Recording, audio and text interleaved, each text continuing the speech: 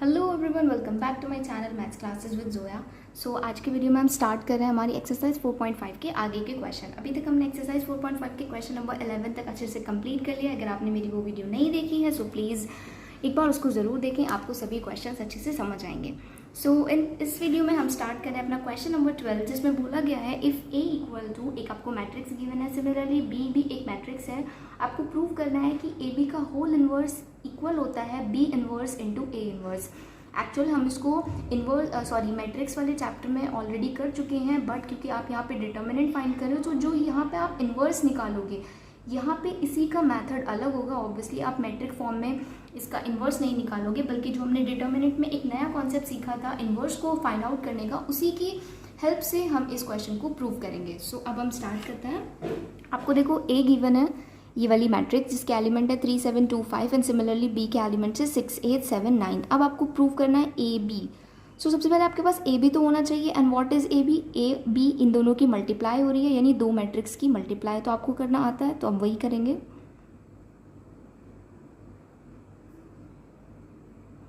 Six 8 7 9। सो अब आप इसकी मल्टीप्लाई करेंगे। अब आपको पता है ये कैसे होती है, रो इंटू कॉलम में होती है। 49 सिमिलरली 63। अब आप सेकेंड रो की करेंगे।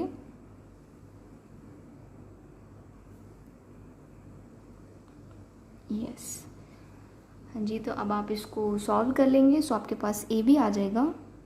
18 एंड 49 को आप ऐड करेंगे 67, ये रहेगा आपका 87, दिस इज 47 और ये रहेगा आपका 61। सो ये आपका निकल गया है ए बी। नाउ आपको क्या करना है, ए बी का इन्वर्स। ओके, इन्वर्स क्योंकि अब हम डिटर्मिनेंट पढ़ रहे हैं तो डिटर्मिनेंट फॉर्म में निकालेंगे। सो अगर मैं सबसे पहले ए बी का डिटर्मिनेंट निकालूँ, इसको आप डिटर्मिनेंट की फॉर्म में ऐसे लिखेंगे 67 87 47 61। सो सबसे पहले हम इसका डिटर्मिनेंट निकाल लेते हैं। मैं फर्स्ट रो के अलॉन्ग इसको एक्सपेंड कर रही हूँ। सॉरी, ऐसे हो जाएगा 67 इंटू 61 माइनस 47 इंटू 87, राइट। इसकी आप मल्टीप्लाई करेंगे सो ये आ जाएगा 4087 माइनस सिमिलरली ये आ जाएगा आपका 4089। सो जब आप इसको सॉल्व करेंगे तो ये आ जाएगा आपका -2। तो जो आपका ए बी आया है डिटर्मिनेंट वो -2 आया है। मैंने आपको बताया था कि अगर आपका डिटर्मिनेंट 0 आ जाता है तब आप उसका इन्वर्स फाइंड आउट नहीं कर सकते हैं, कहीं ना कहीं कुछ प्रॉब्लम है।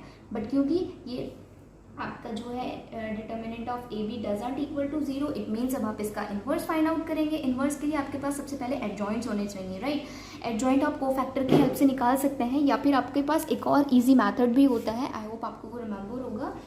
नहीं याद है तो मैं आपको याद दिला देती हूँ कि अगर आपके पास 2x2 ऑर्डर की कोई मैट्रिक्स है और तब आप एडजॉइंट निकाल रहे हैं ना, आप ध्यान देना एडजॉइंट आप किसका निकालो, कंप्लीट ए बी का, क्योंकि आप इन्वर्स किसका निकालो, पूरे ए बी का ना। तो आपको पूरा डिटर्मिनेंट आपने ए बी का फाइंड किया, देन अब आप डिटर्मिनेंट का ही जो आप ए बी निकाला है उसका एडजॉइंट फाइंड करेंगे, यानी एडजॉइंट ऑफ ए बी निकाल रहे हैं हम। कैसे होता है, जो भी आपकी ए बी वाली मैट्रिक्स है, ये वाली 67, आप इसको डायगनली इसके एलिमेंट इंटरचेंज कर दीजिए।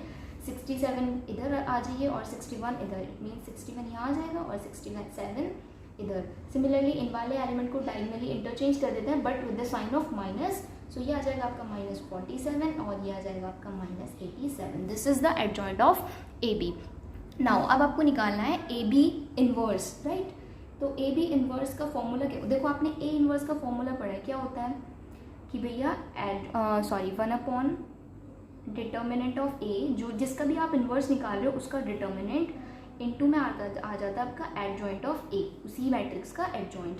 सिमिलरली अब अगर आपको ए बी का इन्वर्स निकालना है, ए बी का होल इन्वर्स, तो आप क्या करेंगे 1 by determinant of A B, जिसका भी आप इन्वर्स निकाल रहे हो उसको अपॉन में डिटर्मिनेंट में जाना है, एंड देन एडजॉइंट ऑफ किसका, ए का या बी का, नहीं कंप्लीट ए बी का, राइट। आई होप आपको क्लियर हुआ होगा।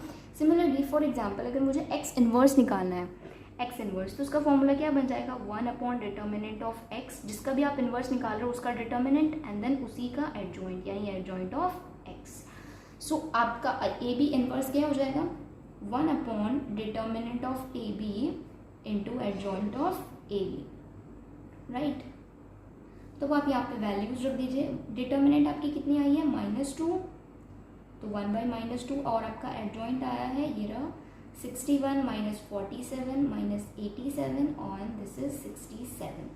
सो आपका फाइनल आंसर अगर मैं आपको बताऊँ, सो ए बी का होल इनवर्स कंप्लीट निकाल रहे हो ना आप, हाँ जी, तो ये आ जाएगा आपका -61/2, क्योंकि आप ये -2 को डिवाइड में पहुँचाएंगे तो ये हो जाएगा +47/2, और ये हो जाएगा आपका 1 सेकेंड, सॉरी गाइज, यहाँ पे हल्की सी मिस्टेक हो गई है। ये जो आप इंटरचेंज करते हो इससे आपकी निकलती है cofactor matrix, right, cofactor matrix निकल जाती है। अब अगर आपको एडजॉइंट निकालना, तो मैंने आपको बताया हुआ है कि जो आपकी एडजॉइंट मैट्रिक्स होती है उसका अगर आप ट्रांसपोज कर दो यानी जो रो है उसको कॉलम में कर दो, 61 एंड -47 और ये -87 और ये 67।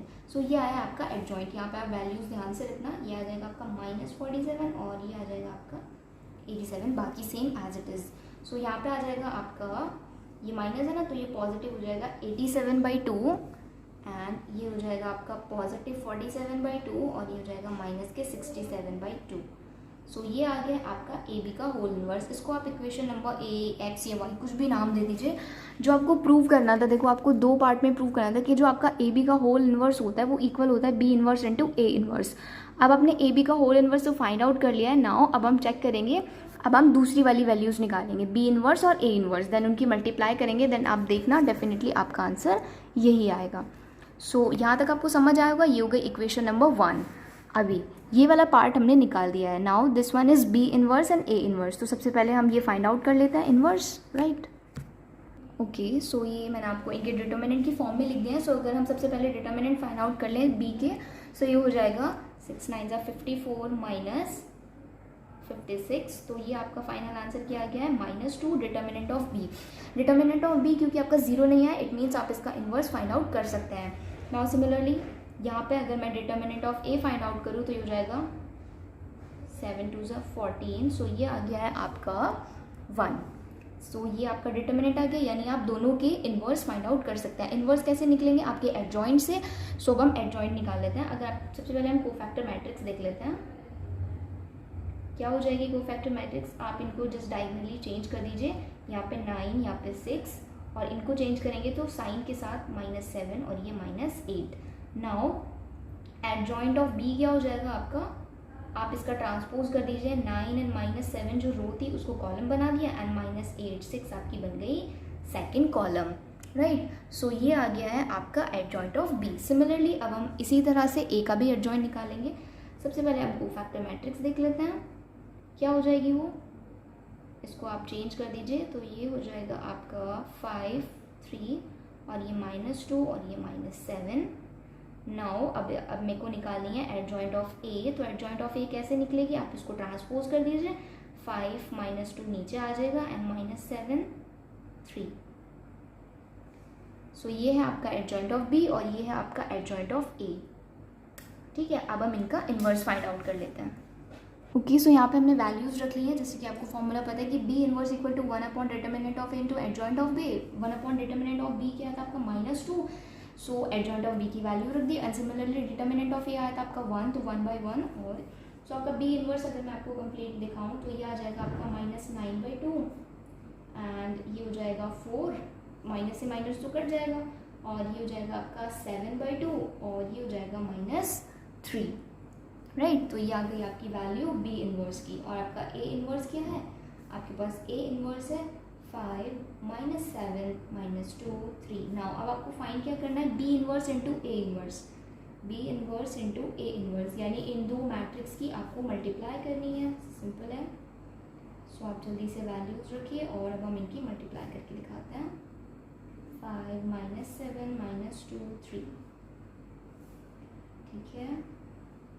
सो आप इनकी मल्टीप्लाई करेंगे तो देखो ये हो जाएगा 5 9